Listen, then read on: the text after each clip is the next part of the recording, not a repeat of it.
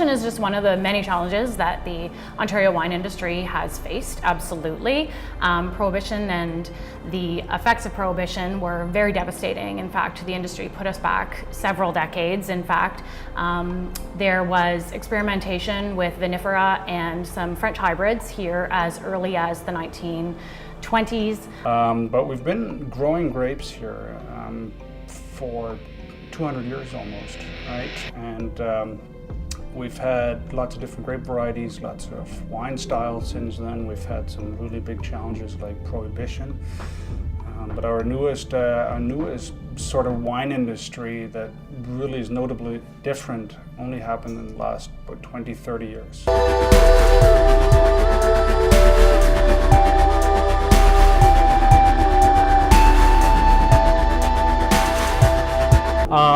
We do have challenges that helps us and guides us that at the end of the day does create great wine.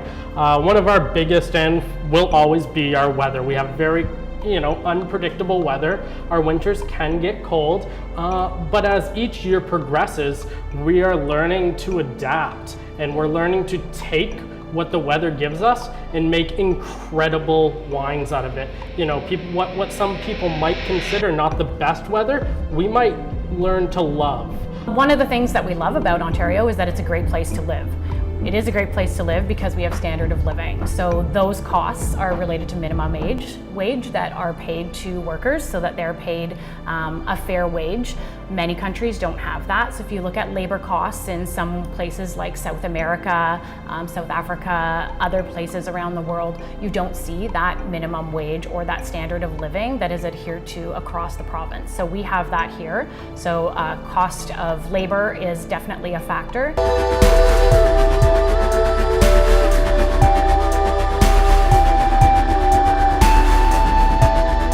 The LCBO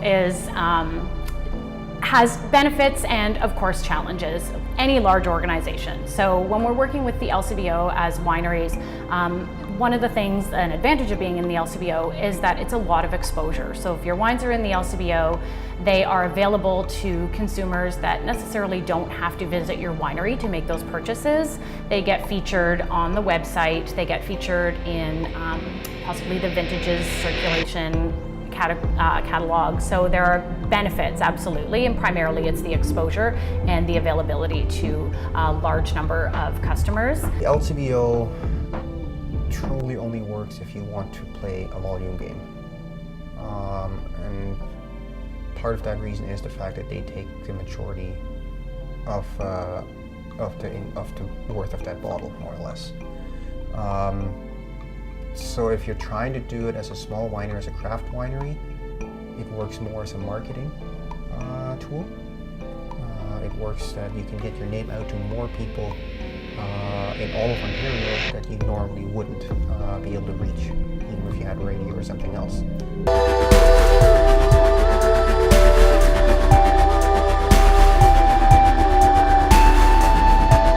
I don't believe wine can be rated, because what tastes good to one person might not taste good to another person. It does help having somebody kind of describe the wines a little bit in a professional manner so you can kind of see what flavors are in the wine. But in the end, price and points or percentages matter relatively little. That's, for me, it's always the same. That a person that likes sweet wine will not like a dry wine.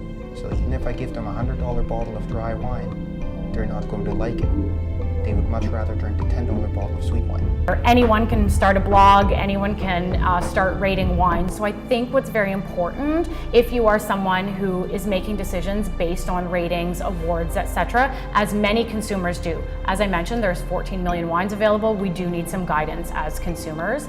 So what's really important is to find a critic or a wine reviewer whose palate seems to be aligned with yours. So whoever that may be, try some wines that are reviewed well by various wine writers, see if your palate is the same. If you're looking at some of the same styles of wine, then that might be a good score or a good review or award for you to follow. It's the same with price on the wine, right? A $60 bottle or $100 bottle or $200 bottle versus a maybe $15 bottle. If you look at ratings for wines, In the end, the determining factor is whether the wine's sold.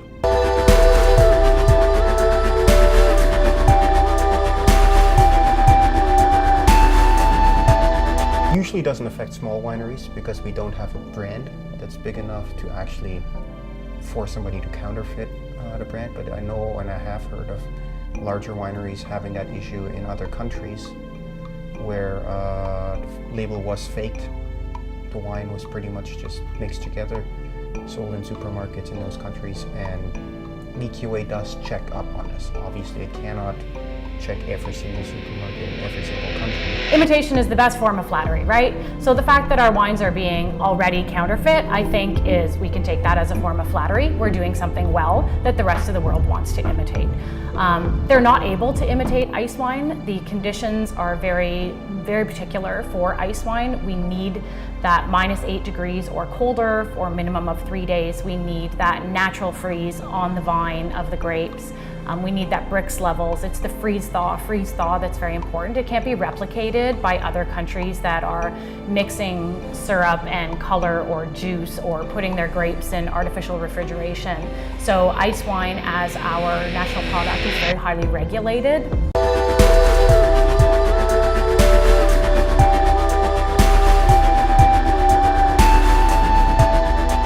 If you pick up a VQA product, you're going to get a VQA product. Right? You're going to get something that's grown in Niagara, and you're going to know what you get. And because of all the testing that's going on behind the scenes, you know that you're drinking a safe product. Or VQA itself as a standard is a relatively good base. You can still go higher. And over the last 10 years, it's kind of shown that since VQA has become more and more part of wineries and more of this part of the sales, that the wine quality of Canadian wine has increased. If you pick up a bottle of VQA wine, you should be able to get at least a base quality level and be able to go up from there. If you take that out of the picture, or if you lower the standard, then yes, you might get cheaper wines, but you're going to remove any sense of confidence you have in picking up that bottle.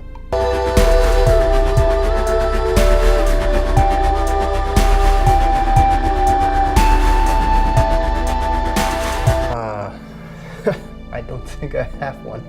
I'm a fan of Pinot Noir as a wine, not necessarily as a grape to grow or as a wine to make, just because it's one of the toughest to actually ripen, and it's one of the wines that will show a wine fault or something that's wrong with it. Really depends on my mood. It might be a boiling hot day out and I want that nice, beautiful, refreshing aromatic white. You know, I want that Gewürztraminer, that Riesling, a fresh, spritzy rosé. I might want a big, bold red because that's just how I'm feeling today. I might want one of this region's beautiful sparklings that we make, or you know, anything from A to B, and there is endless amount of options. Picking a favorite is never going to be something that's possible for me.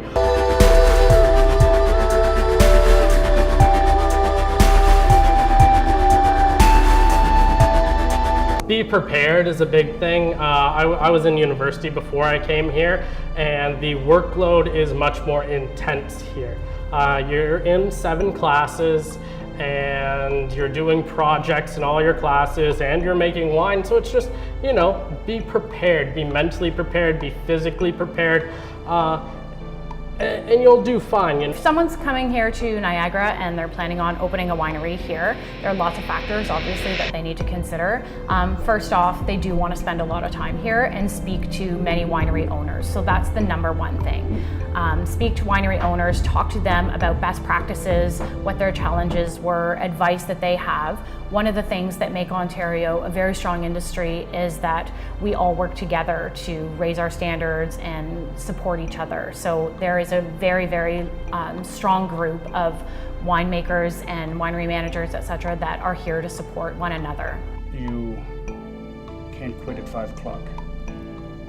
You have to be willing to put in more hours than you ever thought you were going to put in. And you have to be realistic about what you can and can't do.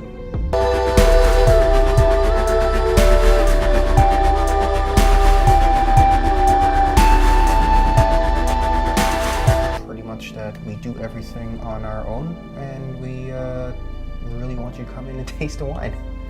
My saddest experience in the wine industry is that very few people trust their own tastes. They don't feel strong enough, like they don't know enough or something to say, you know what, I like this wine and I'm proud of it. So they'd rather drink something that they might not enjoy as much because of maybe that the wine's a certain price point or things like this.